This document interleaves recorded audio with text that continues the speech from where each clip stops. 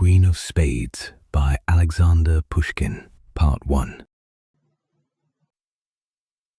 There was a card party at the rooms of Narumov of the Horse Guards. The long winter night passed away imperceptibly, and it was 5 o'clock in the morning before the company sat down to supper. Those who had won ate with a good appetite. The others sat staring absently at their empty plates. When the champagne appeared, however, the conversation became more animated, and all took a part in it. "And how did you fare, Surin?" asked the host. "Oh, I lost, as usual. I must confess that I am unlucky. I play Mirandol. I always keep cool. I never allow anything to put me out. And yet I always lose." "And you did not once allow yourself to be tempted to back the red? Your firmness astonishes me." "But what do you think of Herman?" said one of the guests, pointing to a young engineer. "He has never had a card in his hand in his life. He has never in his life laid a wager. And yet he sits here till 5 o'clock in the morning watching our play." "Play interests me very much," said Herman, "but I am not in the position to sacrifice the necessary in the hope of winning the superfluous." "Herman is a German. He is economical, that is all," observed Tomsky. "But if there is one person that I cannot understand, it is my grandmother, the Countess Anna Fedotovna." "How so?" inquired the guests. "I cannot understand," continued Tomsky, "how it is that my grandmother does not punt." "What is there remarkable about an old lady of 80 not punting?" said Narumov. "Then you do not know the reason why?" "No, really, haven't the faintest idea." "Oh, then listen. About 60 years ago, my grandmother went to Paris, where she created quite a sensation. People used to run after her to catch a glimpse of the Muscovite Venus. Richelieu made love to her, and my grandmother maintains that he almost blew out his brains in consequence of her cruelty. At that time, ladies used to play at faro. On one occasion at the court, she lost a very considerable sum to the Duke of Orleans. On returning home, my grandmother removed the patches from her face, took off her hoops, informed my grandfather of her loss at the gaming table, and ordered him to pay the money. My deceased grandfather, as far as I remember, was a sort of house steward to my grandmother. He dreaded her like fire, but on hearing of such a heavy loss, he almost went out of his mind. He calculated the various sums she had lost and pointed out to her that in 6 months she had spent 500,000 francs, that neither their Moscow nor Saratov estates were in Paris, and finally refused point blank to pay the debt. My grandmother gave him a box on the ear and slept by herself as a sign of her displeasure. The next day she sent for her husband, hoping that this domestic punishment had produced an effect upon him, but she found him inflexible. For the first time in her life, she entered into reasonings and explanations with him, thinking to be able to convince him by pointing out to him that there are debts and debts and that there is a great difference between a prince and a coachmaker. But it was all in vain. My grandfather still remained obdurate, but the matter did not rest there. My grandmother did not know what to do. She had shortly before become acquainted with a very remarkable man. You have heard of Count Saint-Germain, about whom so many marvelous stories are told. You know that he represented himself as the wandering Jew, as the discoverer of the elixir of life, of the philosopher's stone, and so forth. Some laughed at him as a charlatan, but Casanova, in his memoirs, says that he was a spy. But be that as it may, Saint-Germain, in spite of the mystery surrounding him, was a very fascinating person, and was much sought after in the best circles of society. Even to this day, my grandmother retains an affectionate recollection of him, and becomes quite angry if anyone speaks disrespectfully of him. My grandmother knew that Saint-Germain had large sums of money at his disposal. She resolved to have recourse to him, and she wrote a letter to him asking him to come to her without delay. The queer old man immediately waited upon her and found her overwhelmed with grief. She described to him in the blackest colors the barbarity of her husband, and ended by declaring that her whole hope depended upon his friendship and amiability, Saint-Germain reflected.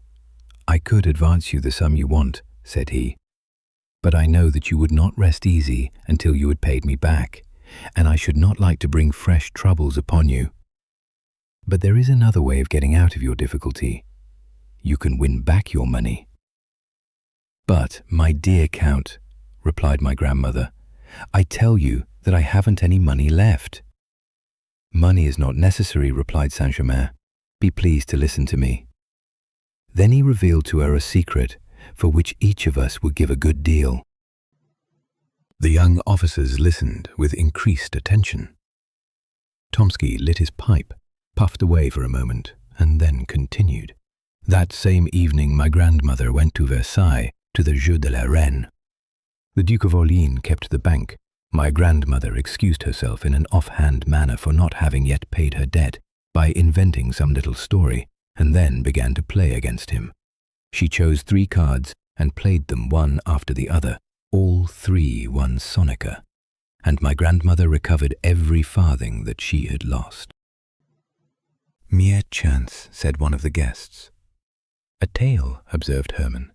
"Perhaps they were marked cards," said a third. "I do not think so," replied Tomsky gravely. "What?" said Naramov. "You have a grandmother who knows how to hit upon 3 lucky cards in succession, and you have never yet succeeded in getting the secret of it out of her?" "That's the deuce of it," replied Tomsky. "She had 4 sons, one of whom was my father.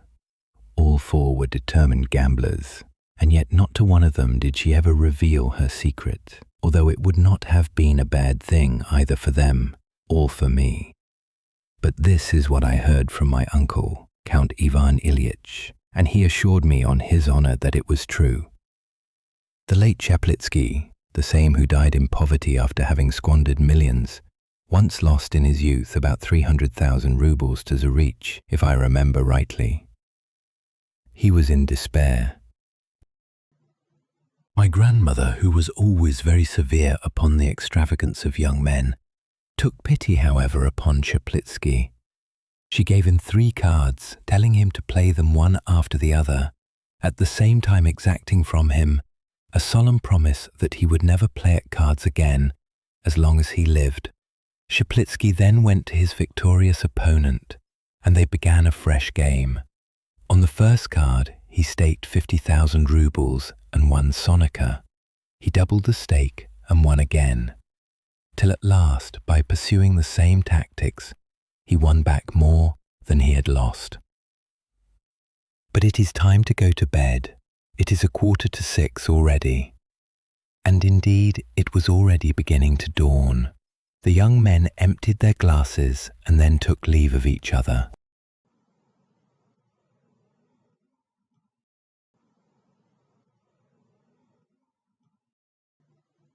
Part 2.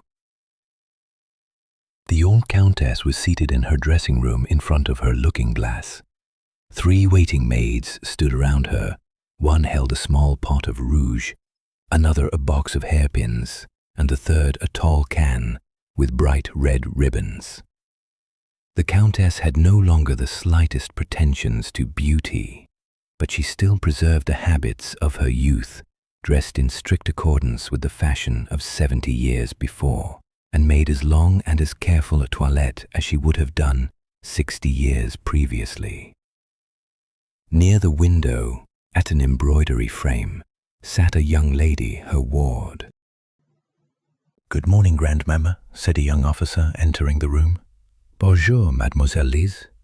"Grandmamma, I want to ask you something." "What is it, Paul?" "I want you to let me introduce one of my friends to you, and to allow me to bring him to the ball on Friday." "Bring him direct to the ball and introduce him to me there. Were you at B's yesterday?" "Yes, everything went off very pleasantly, and dancing was kept up until 5 o'clock. How charming Yelitskaya was." "But, my dear, what is there charming about her? Isn't she like her grandmother, the Princess Daria Petrovna?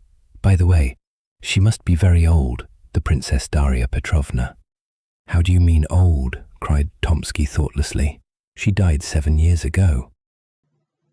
The young lady raised her head and made a sign to the young officer. He then remembered that the old countess was never to be informed of the death of any of her contemporaries, and he bit his lips. But the old countess heard the news with the greatest indifference. "Dead," said she, "and I did not know it. We were appointed maids of honor at the same time, and when we were presented to the Empress, and the Countess for the 100th time related to her grandson one of her anecdotes. "Come, Paul," said she, when she had finished her story. "Help me to get up. Lizanka, where is my snuff-box?" And the Countess with her 3 maids went behind a screen to finish her toilette. Tomsky was left alone with the young lady. "Who is the gentleman you wish to introduce to the Countess?" asked Lizaveta Ivanovna in a whisper. "Narumov.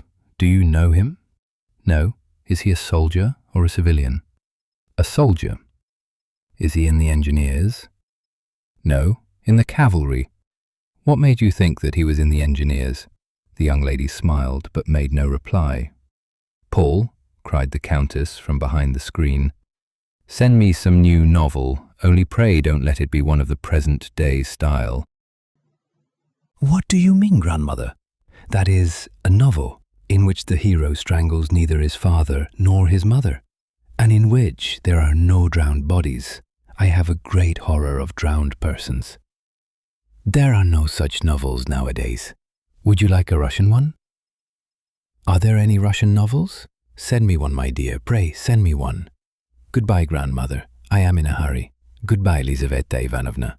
What made you think that Narumov was in the engineers?" And Tomsky left the boudoir. Lizaveta Ivanovna was left alone. She laid aside her work and began to look out of the window. A few moments afterwards, at a corner house on the other side of the street, a young officer appeared. A deep blush covered her cheeks. She took up her work again and bent her head down over the frame. At the same moment, the Countess returned, completely dressed. "Order the carriage, Lizaveta," said she. "We will go out for a drive." Lizaveta arose from the frame and began to arrange her work. "What is the matter with you, my child? Are you deaf?" cried the Countess. "Order the carriage to be got ready at once." "I will do so this moment," replied the young lady, hastening into the anteroom. The servant entered and gave the Countess some books from Prince Paul Alexandrovitch. "Tell him that I am much obliged to him," said the Countess. Lizaveta, where are you running to?" "I am going to dress. There is plenty of time, my dear. Sit down here. Open the first volume and read to me aloud." Her companion took the book and read a few lines. "Louder," said the Countess. "What is the matter with you, my child? Have you lost your voice? Wait, give me that footstool a little nearer. That will do." Lizaveta read 2 more pages. The Countess yawned. "Put the book down," said she. "What a lot of nonsense. Send it back to Prince Paul with my thanks. But where is the carriage?" "The carriage is ready," said Lizaveta, looking out into the street. "How is it that you are not dressed?" said the Countess. "I must always wait for you. It is intolerable, my dear." Lisa hastened to her room. She had not been there 2 minutes before the Countess began to ring with all her might. The 3 waiting maids came running in at one door and the valet at another. "How is it that you cannot hear me when I ring for you?" said the Countess. "Tell Lizaveta Ivanovna that I am waiting for her." Lizaveta returned with her hat and cloak on. "At last you are here," said the Countess. "But why such an elaborate toilette? Whom do you intend to captivate? What sort of weather is it? It seems rather windy." "No, your ladyship, it is very calm," replied the valet. "You never think of what you are talking about. Open the window. So it is, windy and bitterly cold. Unharness the horses. Lizaveta, we won't go out. There was no need for you to deck yourself like that." "What a life is mine," thought Lizaveta Ivanovna. And in truth, Lizaveta Ivanovna was a very unfortunate creature. The bread of the stranger is bitter, says Dante, and his staircase hard to climb. But who can know what the bitterness of dependence is, so well as the poor companion of an old lady of quality? The Countess had by no means a bad heart, but she was capricious, like a woman who had been spoilt by the world, as well as being avaricious and egotistical, like all old people who have seen their best days and whose thoughts are with the past and not the present.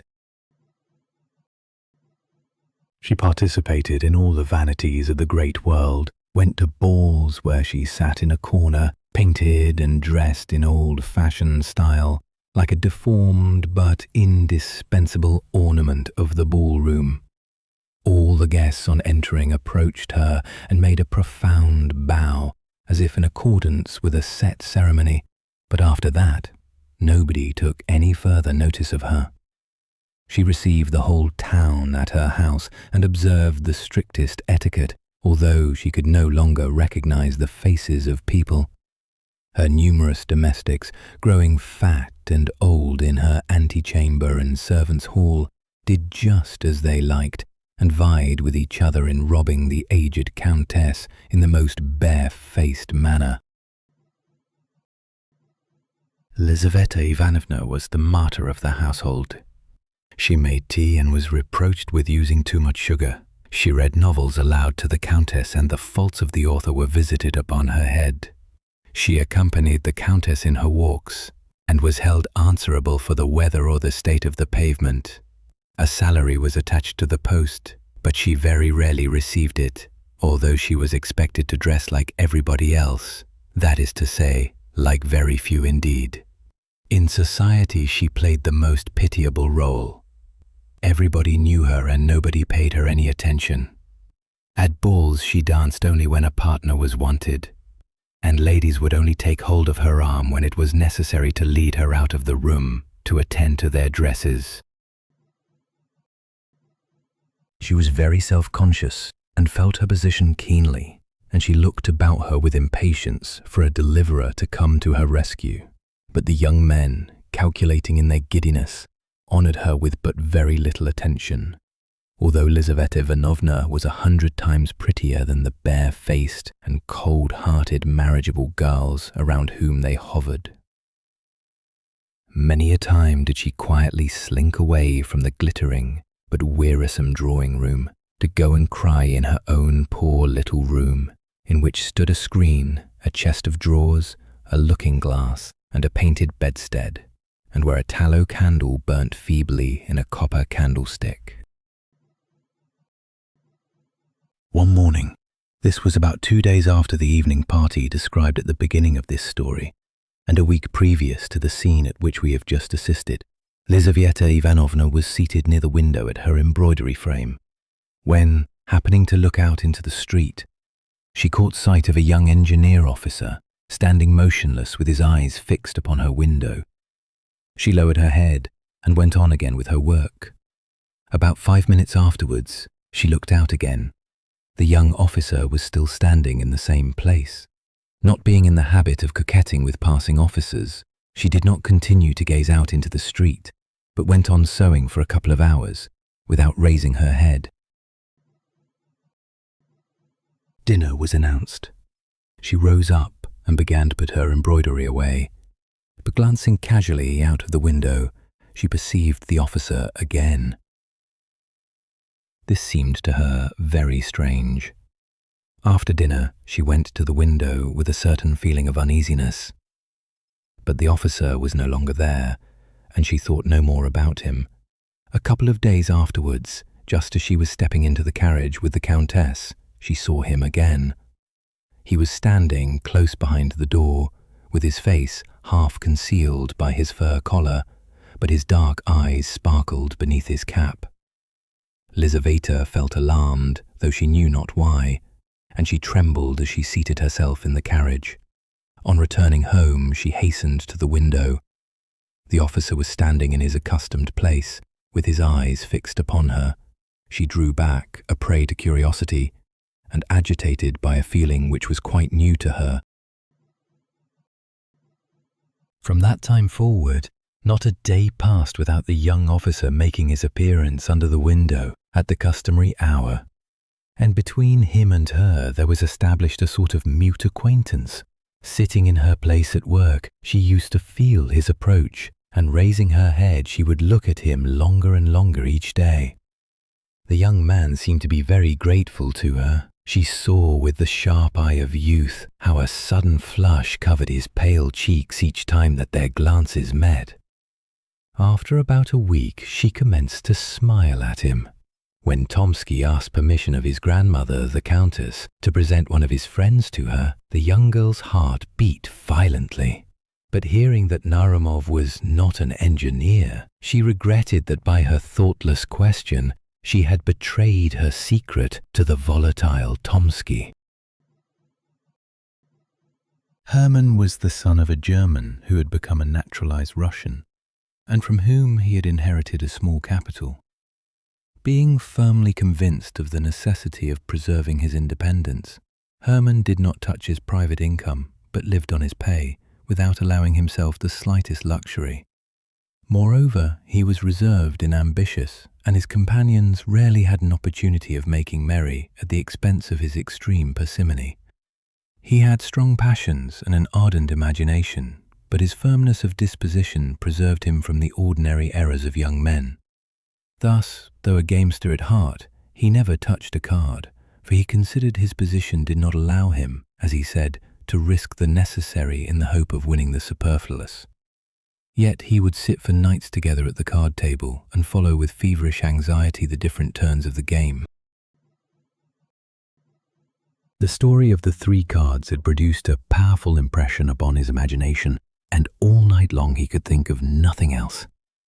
If, he thought to himself the following evening as he walked along the streets of St. Petersburg, if the old Countess would but reveal her secret to me, if she would only tell me the names of the 3 winning cards, why should I not try my fortune? I must get introduced to her and win her favor, become her lover. But all that will take time, and she is 87 years old. She might be dead in a week, in a couple of days even. But the story itself, can it really be true? No. Economy, temperance, and industry, those are my 3 winning cards. By means of them, I shall be able to double my capital, increase it 7-fold, and procure for myself ease and independence.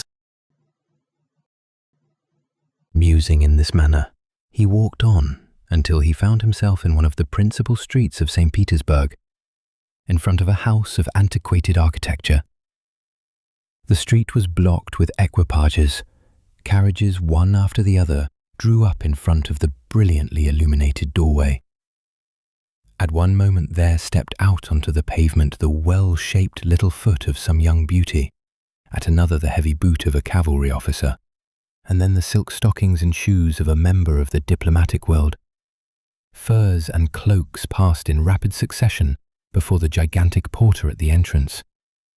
Hermann stopped. "Whose house is this?" he asked of the watchman at the corner. "The Countess Anna Fedotovna's," replied the watchman. Hermann started. The strange story of the 3 cards again presented itself to his imagination. He began walking up and down before the house, thinking of its owner and her strange secret. Returning late to his modest lodging, he could not go to sleep for a long time, and when at last he did doze off, he could dream of nothing but cards, green tables, piles of banknotes, and heaps of ducats. He played one card after the other, winning uninterruptedly, and then he gathered up the gold and filled his pockets with the notes. When he woke up late the next morning, he sighed over the loss of his imaginary wealth, and then, sallying out into the town, he found himself once more in front of the Countess's residence. Some unknown power seemed to have attracted him thither. He stopped and looked up at the windows. At one of these he saw a head with luxuriant black hair, which was bent down, probably over some book or an embroidery frame. The head was raised. Hermann saw a fresh complexion and a pair of dark eyes. That moment decided his fate.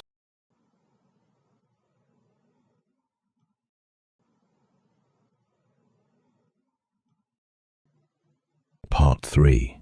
Lizaveta Ivanovna had scarcely taken off her hat and cloak when the Countess sent for her and again ordered her to get the carriage ready. The vehicle drew up before the door, and they prepared to take their seats. Just at the moment when 2 footmen were assisting the old lady to enter the carriage, Lizaveta saw her engineer standing close beside the wheel. He grasped her hand. Alarm caused her to lose her presence of mind, and the young man disappeared, but not before he had left a letter between her fingers. She concealed it in her glove, and during the whole of the drive she neither saw nor heard anything. It was the custom of the Countess, when out for an airing in her carriage, to be constantly asking such questions as, "Who was that person that met us just now? What is the name of this bridge? What is written on that signboard?" On this occasion, however, Lizaveta returned such vague and absurd answers that the Countess became angry with her. "What is the matter with you, my dear?" she exclaimed. "Have you taken leave of your senses, or what is it? Do you not hear me or understand what I say? Heaven be thanked, I am still in my right mind and speak plainly enough." Lizaveta Ivanovna did not hear her. On returning home, she ran to her room and drew the letter out of her glove. It was not sealed. Lizaveta read it. The letter contained a declaration of love. It was tender, respectful, and copied word for word from a German novel. But Lizaveta did not know anything of the German language, and she was quite delighted. For all that, the letter caused her to feel exceedingly uneasy. For the first time in her life, she was entering into secret and confidential relations with a young man. His boldness alarmed her. She reproached herself for her imprudent behavior and knew not what to do. Should she cease to sit at the window and, by assuming an appearance of indifference towards him, put a check upon the young officer's desire for further acquaintance with her? Should she send his letter back to him, or should she answer him in a cold and decided manner? There was nobody to whom she could turn in her perplexity, for she had neither female friend nor adviser. At length, she resolved to reply to him. She sat down at her little writing table, took pen and paper, and began to think. Several times she began her letter and then tore it up. The way she had expressed herself seemed to her either too inviting or too cold and decisive. At last she succeeded in writing a few lines with which she felt satisfied. "I am convinced," she wrote, "that your intentions are honourable, and that you do not wish to offend me by any imprudent behaviour, but our acquaintance must not begin in such a manner. I return you your letter, and I hope that I shall never have any cause to complain of this undeserved slight." The next day, as soon as Hermann made his appearance, Lizaveta rose from her embroidery, went into the drawing room, opened the ventilator, and threw the letter into the street, trusting that the young officer would have the perception to pick it up. Hermann hastened forward, picked it up, and then repaired to a confectioner's shop. Breaking the seal of the envelope, he found inside it his own letter and Lizaveta's reply. He had expected this, and he returned home, his mind deeply occupied with his intrigue. 3 days afterwards, a bright-eyed young girl from a milliner's establishment brought Lizaveta a letter. Lizaveta opened it with great uneasiness, fearing that it was a demand for money, when suddenly she recognized Hermann's handwriting. "You have made a mistake, my dear," said she. "This letter is not for me." "Oh yes, it is for you," replied the girl, smiling very knowingly. "Have the goodness to read it." Lizaveta glanced at the letter. Hermann requested an interview. "It cannot be," she cried, alarmed at the audacious request and the manner in which it was made. "This letter is certainly not for me," and she tore it into fragments. "If the letter was not for you, why have you torn it up?" said the girl. "I should have given it back to the person who sent it." "Be good enough, my dear," said Lizaveta, disconcerted by this remark, "not to bring me any more letters for the future, and tell the person who sent you that he ought to be ashamed." But Hermann was not the man to be thus put off. Every day Lisaveta received from him a letter, sent now in this way, now in that. They were no longer translated from the German. Hermann wrote them under the inspiration of passion and spoke in his own language, and they bore full testimony to the inflexibility of his desire and the disordered condition of his uncontrollable imagination. Lisaveta no longer thought of sending them back to him. She became intoxicated with them and began to reply to them, and little by little her answers became longer and more affectionate. At last she threw out of the window to him the following letter. This evening there is going to be a ball at the embassy. The Countess will be there. We shall remain until 2 o'clock. You have now an opportunity of seeing me alone.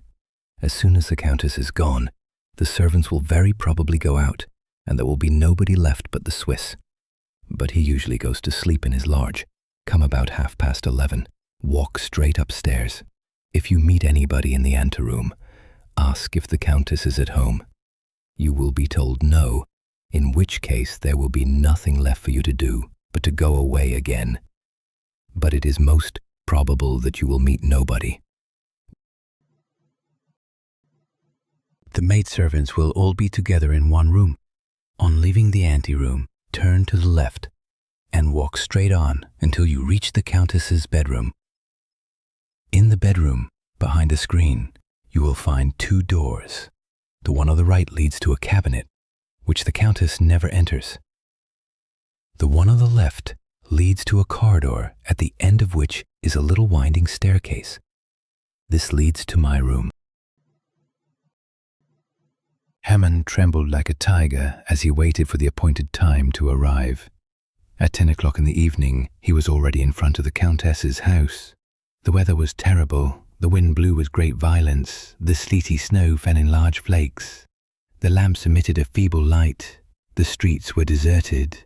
From time to time a sledge, drawn by a sorry-looking hack, passed by on the lookout for a belated passenger. Hermann was enveloped in a thick overcoat and felt neither wind nor snow. At last the Countess's carriage drew up. Hermann saw 2 footmen carry out in their arms the bent form of the old lady, wrapped in sable fur, and immediately behind her, clad in a warm mantle and with her head ornamented with a wreath of fresh flowers, followed Lisaveta. The door was closed. The carriage rolled away heavily through the yielding snow. The porter shut the street door. The windows became dark. Hermann began walking up and down near the deserted house. At length he stopped under a lamp and glanced at his watch. It was 20 minutes past 11. He remained standing under the lamp, his eyes fixed upon the watch, impatiently waiting for the remaining minutes to pass. At 11:30 precisely, Hermann ascended the steps of the house and made his way into the brightly illuminated vestibule. The porter was not there. Hermann hastily ascended the staircase, opened the door of the anteroom and saw a footman sitting asleep in an antique chair by the side of a lamp. With a light, firm step, Hermann passed by him. The drawing room and dining room were in darkness, but a feeble reflection penetrated thither from the lamp in the anteroom. Hermann reached the Countess's bedroom. Before a shrine which was full of old images, a golden lamp was burning. Faded stuffed chairs and divans with soft cushions stood in melancholy symmetry around the room, the walls of which were hung with China silk. On one side of the room hung 2 portraits painted in Paris by Madame Lebrun. One of these represented a stout, red-faced man of about 40 years of age in a bright green uniform and with a star upon his breast. The other, a beautiful young woman with an aquiline nose, forehead curls, and a rose in her powdered hair. In the corners stood porcelain shepherds and shepherdesses, dining-room clocks from the workshop of the celebrated Lefroy, bandboxes, roulettes, fans, and the various playthings for the amusement of ladies that were in vogue at the end of the last century, when Montgolfier's balloons and Mesmer's magnetism were the rage. Hermann stepped behind the screen At the back of it stood a little iron bedstead. On the right was the door which led to the cabinet, on the left the other which led to the corridor.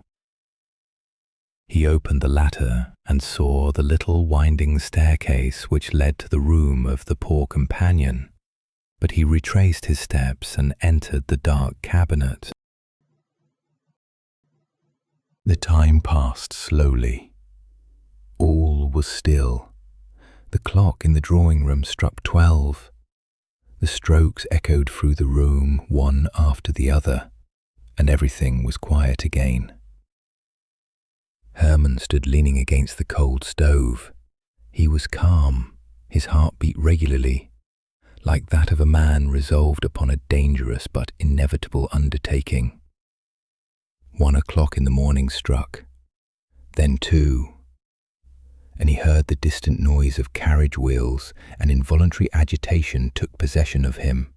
The carriage drew near and stopped. He heard the sound of the carriage steps being let down. All was bustle within the house. The servants were running hither and thither. There was a confusion of voices, and the rooms were lit up. 3 antiquated chambermaids entered the bedroom, and they were shortly afterwards followed by the Countess, who, more dead than alive, sank into a Voltaire armchair. Herman peeped through a chink. Lizaveta Ivanovna passed close by him, and he heard her hurried steps as she hastened up the little spiral staircase. For a moment, his heart was assailed by something like a pricking of conscience. But the emotion was only transitory, and his heart became petrified as before. Countess began to undress before her looking-glass. Her rose-bedecked cap was taken off, and then her powdered wig was removed from off her white and closely cut hair. Hairpins fell in showers around her. Her yellow satin dress, brocaded with silver, fell down at her swollen feet. Herman was a witness of the repugnant mysteries of her toilette. At last, the Countess was in her nightcap and dressing-gown, and in this costume, more suitable to her age, she appeared less hideous and deformed. Like all old people in general, the Countess suffered from sleeplessness. Having undressed, she seated herself at the window in a Voltaire armchair and dismissed her maids. The candles were taken away, and once more the room was left with only one lamp burning in it. The Countess sat there looking quite yellow, mumbling with her flaccid lips and swaying to and fro. Her dull eyes expressed complete vacancy of mind, and looking at her one would have thought that the rocking of her body was not a voluntary action of her own, but was produced by the action of some concealed galvanic mechanism. Suddenly the death-like face assumed an inexplicable expression. The lips ceased to tremble. The eyes became animated. Before the Countess stood an unknown man. "Do not be alarmed, for heaven's sake, do not be alarmed," said he in a low but distinct voice. "I have no intention of doing you any harm. I have only come to ask a favor of you." The old woman looked at him in silence, as if she had not heard what he had said. Herman thought that she was deaf, and bending down towards her ear, he repeated what he had said. The aged Countess remained silent as before.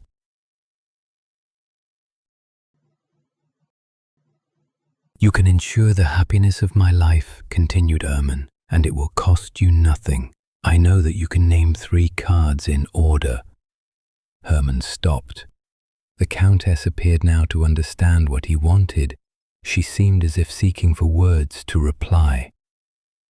"It was a joke," she replied at last. "I assure you it was only a joke." "There is no joking about the matter," replied Herman angrily. "Remember Chaplitsky, whom you helped to win." The Countess became visibly uneasy.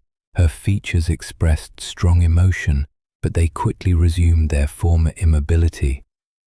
"Can you not name me these 3 winning cards?" continued Herman. The Countess remained silent. Herman continued, "For whom are you preserving your secret? For your grandsons? They are rich enough without it. They do not know the worth of money. Your cards would be of no use to a spendthrift.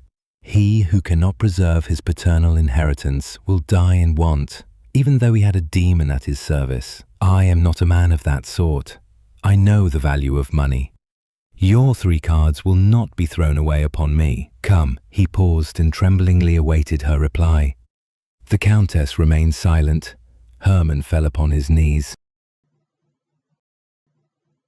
"If your heart has ever known the feeling of love," said he, "if you remember its rapture, if you have ever smiled at the cry of your newborn child, if any human feeling has ever entered into your breast, I entreat you by the feelings of a wife, a lover, a mother, by all that is most sacred in life, not to reject my prayer.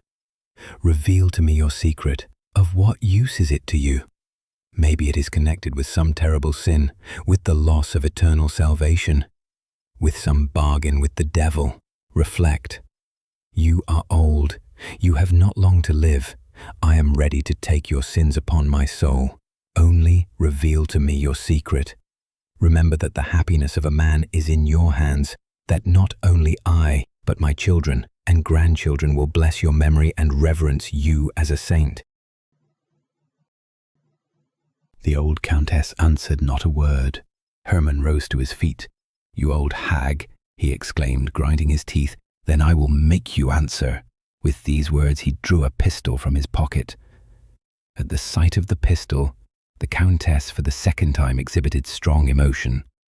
She shook her head and raised her hands as if to protect herself from the shot. Then she fell backwards and remained motionless. "Come, an end to this childish nonsense," said Herman, taking hold of her hand. "I ask you for the last time, will you tell me the names of your 3 cards, or will you not?" The Countess made no reply. Herman perceived that she was dead.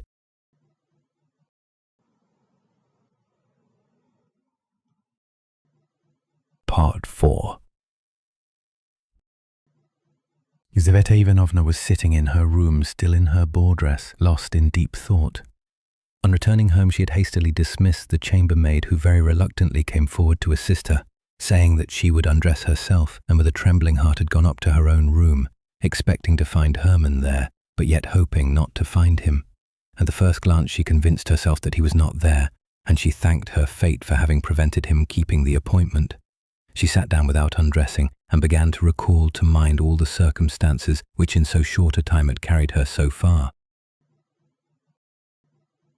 It was not 3 weeks since the time when she first saw the young officer from the window, and yet she was already in correspondence with him, and he had succeeded in inducing her to grant him a nocturnal interview. She knew his name only through his having written it at the bottom of some of his letters. She had never spoken to him, had never heard his voice, and had never heard him spoken of until that evening. But strange to say, that very evening at the ball, Tomsky, being piqued with the young Princess Pauline, who, contrary to her usual custom, did not flirt with him, wished to revenge himself by assuming an air of indifference. He therefore engaged Lizaveta Ivanovna and danced an endless mazurka with her. During the whole of the time he kept teasing her about her partiality for engineer officers. He assured her that he knew far more than she imagined, and some of his jests were so happily aimed that Lizaveta thought several times that her secret was known to him. "From whom have you learnt all this?" she asked, smiling. "From a friend of a person very well known to you," replied Tomsky, "from a very distinguished man." "And who is this distinguished man?" "His name is Herman." Lizaveta made no reply, but her hands and feet lost all sense of feeling. "This Herman," continued Tomsky, "is a man of romantic personality. He has the profile of a Napoleon and the soul of a Mephistopheles. I believe that he has at least 3 crimes upon his conscience. How pale you have become. I have a headache. But what did this Herman, or whatever his name is, tell you? Herman is very much dissatisfied with his friend. He says that in his place he would act very differently. I even think that Herman himself has designs upon you. At least he listens very attentively to all that his friend has to say about you. And where has he seen me? In church, perhaps, or on the parade. God alone knows where. It may have been in your room while you were asleep, for there is nothing that he... 3 ladies approaching him with the question, "Oubliez-vous guère?" interrupted the conversation, which had become so tantalizingly interesting to Lizaveta. The lady chosen by Tomsky was the Princess Pauline herself. She succeeded in effecting a reconciliation with him during the numerous turns of the dance, after which he conducted her to her chair. On returning to his place, Tomsky thought no more either of Herman or Lizaveta. She longed to renew the interrupted conversation, but the mazurka came to an end, and shortly afterwards the old countess took her departure. Tomsky's words were nothing more than the customary small talk of the dance, but they sank deep into the soul of the young dreamer. The portrait, sketched by Tomsky, coincided with the picture she had formed within her own mind, and thanks to the latest romances, the ordinary countenance of her admirer became invested with attributes capable of alarming her and fascinating her imagination at the same time. She was now sitting with her bare arms crossed and with her head, still adorned with flowers, sunk upon her uncovered bosom. Suddenly the door opened and Herman entered. She shuddered.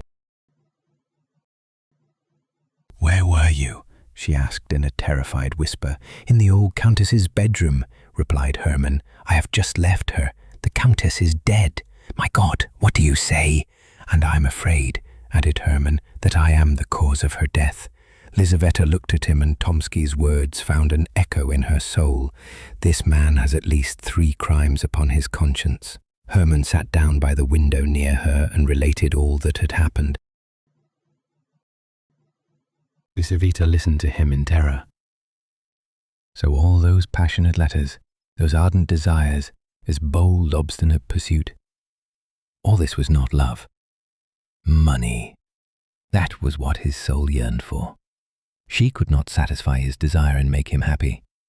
The poor girl had been nothing but the blind tool of a robber, of the murderer of her aged benefactress. "You are a monster," said Lizaveta at last. "I did not wish for her death," replied Herman. "My pistol was not loaded." Both remained silent. The day began to dawn. Lizaveta extinguished her candle. A pale light illumined her room. She wiped her tear-stained eyes and raised them towards Herman. He was sitting near the window, with his arms crossed and with a fierce frown upon his forehead. In this attitude he bore a striking resemblance to the portrait of Napoleon. This resemblance struck Lizaveta even. "How shall I get you out of the house?" said she at last. "I thought of conducting you down the secret staircase, but in that case it would be necessary to go through the countess's bedroom, and I am afraid. Tell me how to find this secret staircase. I will go alone." Lizaveta arose, took from her drawer a key, handed it to Herman, and gave him the necessary instructions. Herman pressed her cold, limp hand, kissed her bowed head, and left the room. He descended the winding staircase, and once more entered the countess's bedroom. The dead old lady sat as if petrified. Her face expressed profound tranquillity. Herman stopped before her and gazed long and earnestly at her, as if he wished to convince himself of the terrible reality. At last he entered the cabinet, felt behind the tapestry for the door, and then began to descend the dark staircase, filled with strange emotions. Down this very staircase, thought he. Perhaps coming from the very same room, and at this very same hour 60 years ago, there may have glided in an embroidered coat, with his hair dressed à l'oiseau royal, and pressing to his heart his 3-cornered hat, some young gallant who has long been mouldering in the grave, but the heart of his aged mistress has only today ceased to beat. At the bottom of the staircase, Herman found a door which he opened with the key, and then traversed a corridor which conducted him into the street.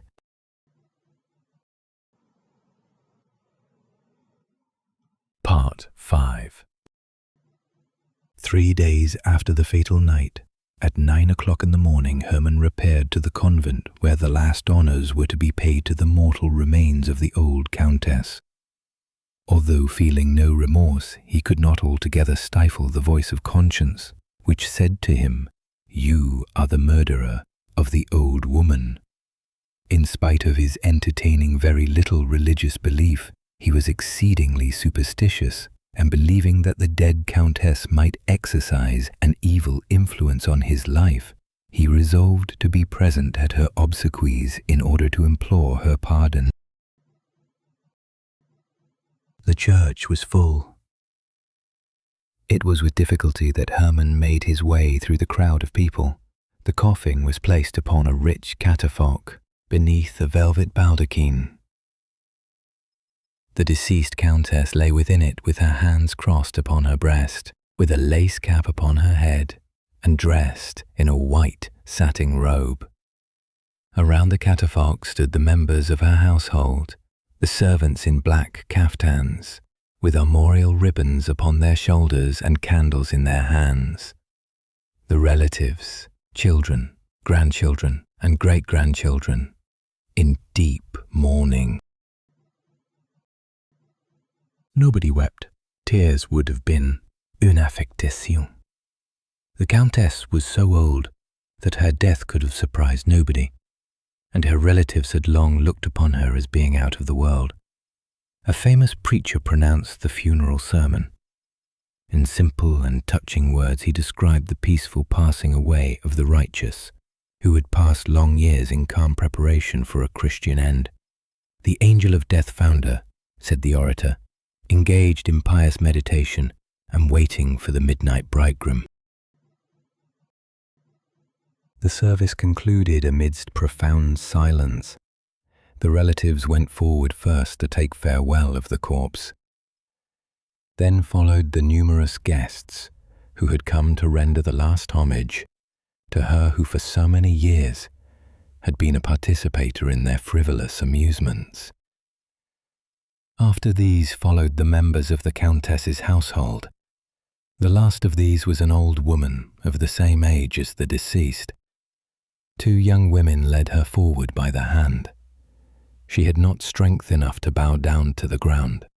She merely shed a few tears and kissed the cold hand of her mistress. Herman now resolved to approach the coffin. He knelt down upon the cold stones and remained in that position for some minutes. At last he arose, as pale as the deceased countess herself. He ascended the steps of the catafalque and bent over the corpse. At that moment it seemed to him that the dead woman darted a mocking look at him and winked with one eye. Herman started back, took a false step, and fell to the ground. Several persons hurried forward and raised him up. At the same moment, Lizaveta Ivanovna was borne fainting into the porch of the church. This episode disturbed for some minutes the solemnity of the gloomy ceremony. Among the congregation arose a deep murmur, and a tall, thin chamberlain, a near relative of the deceased, whispered in the ear of an Englishman who was standing near him that the young officer was a natural son of the countess. To which the Englishman coldly replied, "Oh." During the whole of that day, Herman was strangely excited. Repairing to an out-of-the-way restaurant to dine, he drank a great deal of wine, contrary to his usual custom, in the hope of deadening his inward agitation. but the wine only served to excite his imagination still more. On returning home, he threw himself upon his bed without undressing and fell into a deep sleep. When he woke up, it was already night, and the moon was shining into the room. He looked at his watch. It was 2:45. Sleep had left him. He sat down upon his bed and thought of the funeral of the old countess. At that moment, somebody in the street looked in at his window and immediately passed on again. Herman paid no attention to this incident. A few moments afterwards, he heard the door of his anteroom open. Herman thought that it was his orderly, drunk as usual, returning from some nocturnal expedition. But presently he heard footsteps that were unknown to him. Somebody was walking softly over the floor in slippers. The door opened, and a woman dressed in white entered the room. Herman mistook her for his old nurse and wondered what could bring her there at that hour of the night. But the white woman glided rapidly across the room and stood before him. And Herman recognized the Countess. "I have come to you against my wish," she said in a firm voice, "but I've been ordered to grant your request. 3-7 ace will win for you if played in succession, but only on these conditions: that you do not play more than one card in 24 hours, and that you never play again during the rest of your life. I forgive you my death on condition that you marry my companion, Lizaveta Ivanovna." With these words, she turned round very quietly, walked with a shuffling gait towards the door, and disappeared. Herman heard the street door open and shut, and again he saw someone look in at him through the window. For a long time Herman could not recover himself. He then rose up and entered the next room. His orderly was lying asleep upon the floor, and he had much difficulty in waking him. The orderly was drunk, as usual, and no information could be obtained from him. The street door was locked. Herman returned to his room, lit his candle, and wrote down all the details of his vision.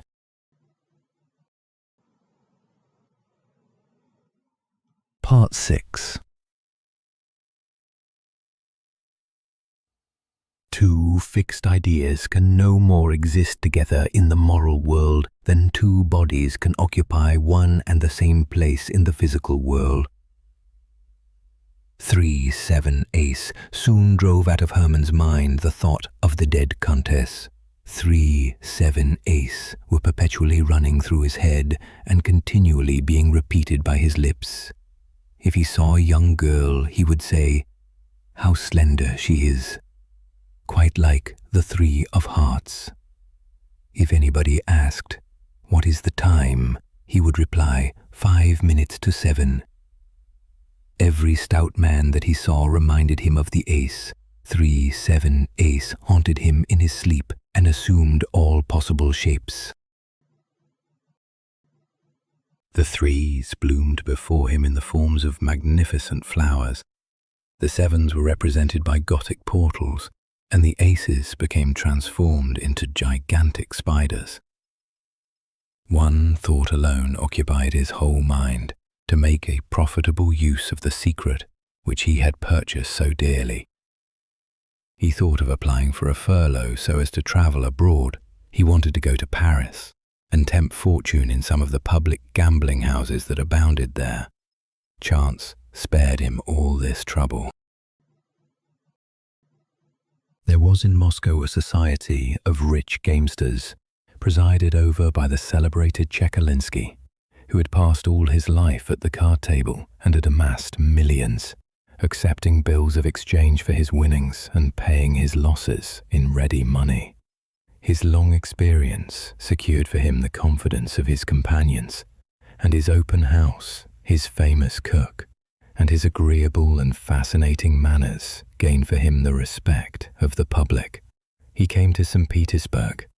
The young men of the capital flocked to his rooms, forgetting balls for cards, and preferring the emotions of faro to the seductions of flirting.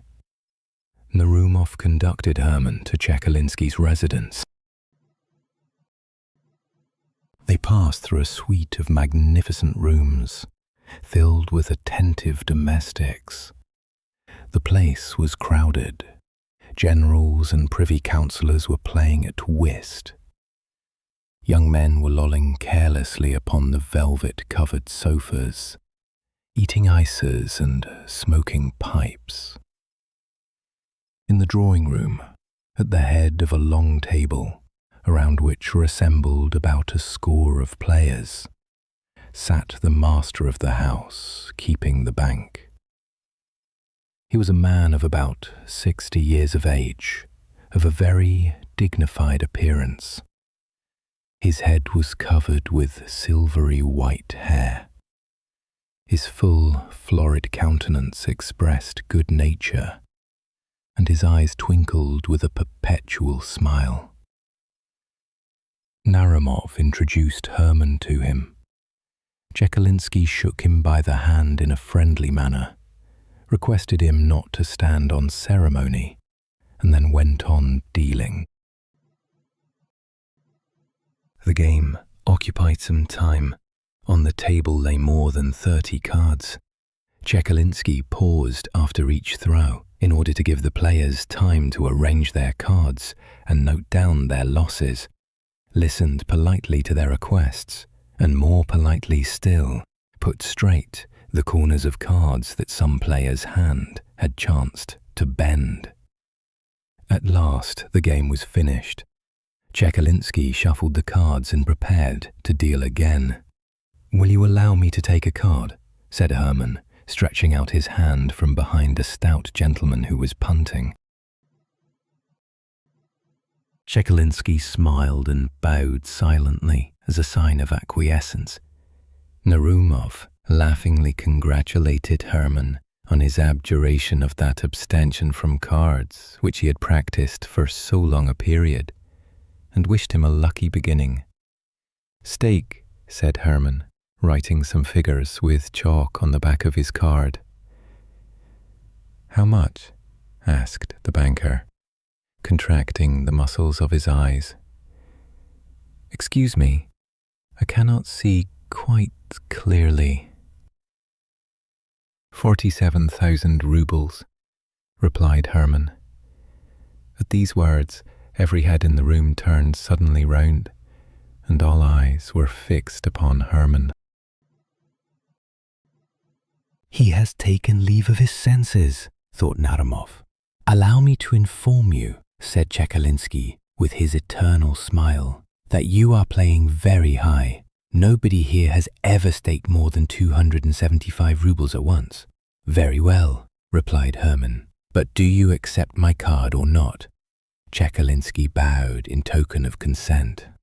"I only wish to observe," said he, "that although I have the greatest confidence in my friends, I can only play against ready money.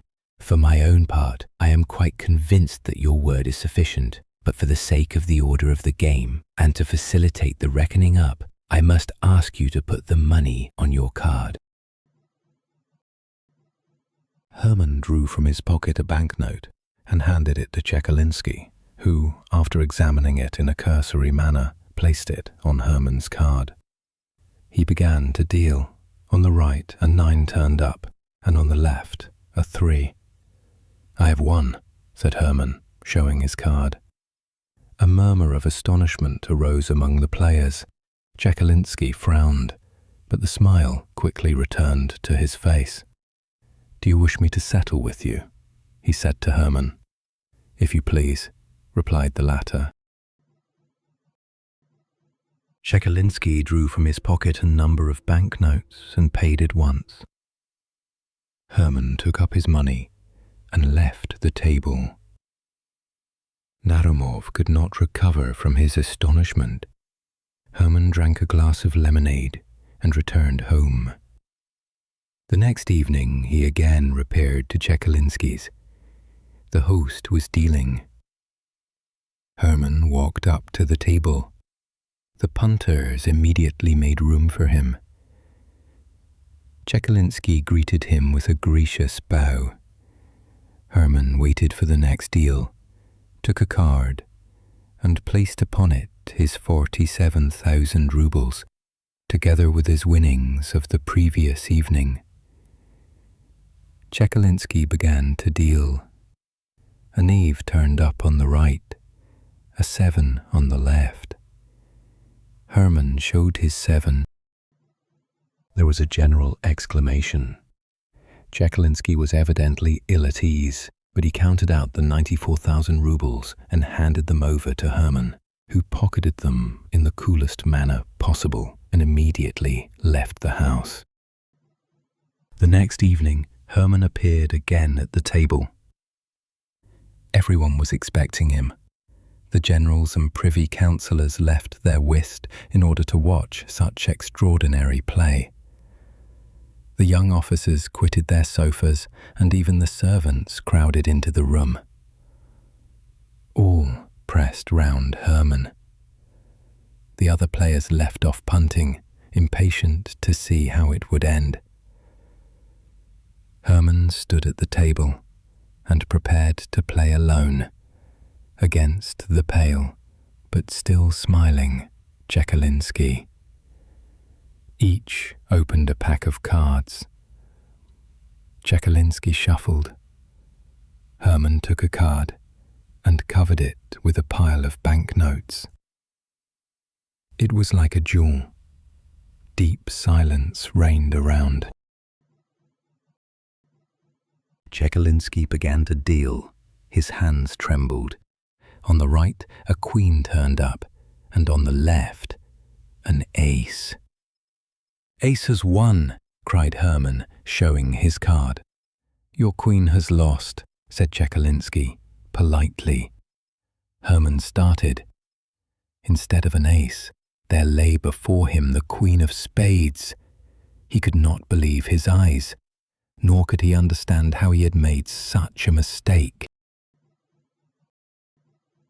At that moment, it seemed to him that the Queen of Spades smiled ironically and winked her eye at him. He was struck by her remarkable resemblance. "The old Countess!" he exclaimed, seized with terror. Czekaliński gathered up his winnings. For some time, Herman remained perfectly motionless. When at last he left the table, there was a general commotion in the room. "Splendidly punted," said the players. Czekaliński shuffled the cards afresh, and the game went on as usual. Herman went out of his mind and is now confined in room number 17 of the Audiobook Hospital. He never answers any questions, but he constantly mutters with unusual rapidity, 3, 7, ace, 3, 7, queen. Lizaveta Ivanovna has married a very amiable young man, a son of the former steward of the old countess. He is in the service of the state somewhere, and is in receipt of a good income. Lizaveta is also supporting a poor relative. Tomsky has been promoted to the rank of captain, and has become the husband of the Princess Pauline. The end.